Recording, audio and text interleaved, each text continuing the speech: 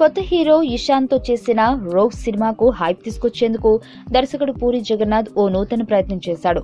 ఆ cinema audio function లో Bollywood bold beauty Sunny Leone చేత ఓ స్టేజ్ పెర్ఫార్మెన్స్ ఇప్పించాడు. 20 నిమిషాల పాటు సాగిన సన్నీ పర్ఫార్మెన్స్ కు దాదాపు 25 లక్షల రూపాయలు చెల్లించారట. సన్నీ డాన్స్ రోగ్ సినిమాకు ప్లస్ అవుతుందని నిర్మాతతో పాటు పూరి కూడా భావించాడట. అయితే సన్నీ నాట్య ప్రదర్శనను ఎవరూ పట్టించుకోలేదు. కనీస స్థాయిలో కూడా ప్రేక్షకులను సన్నీ మెప్పించలేకపోయింది. ఆ ప్రదర్శన కారణంగా రోగ్ సినిమాకు అదనపు లాభం ఏదీ చేరుకొనలేదు. ఆ స్టేజ్ పర్ఫార్మెన్స్ బదులు సినిమాలో సన్నీ చేత ఓ ఐటెం సాంగ్ చేస్తే బాగుంటుందని అందరూ అనుకున్నారట. రోగ్ సినిమాలో తెలిసిన మొహాలేవీ లేకపోవడంతో పబ్లిసిటీ చేయడం పూరికి చాలా కష్టంగా ఉంది.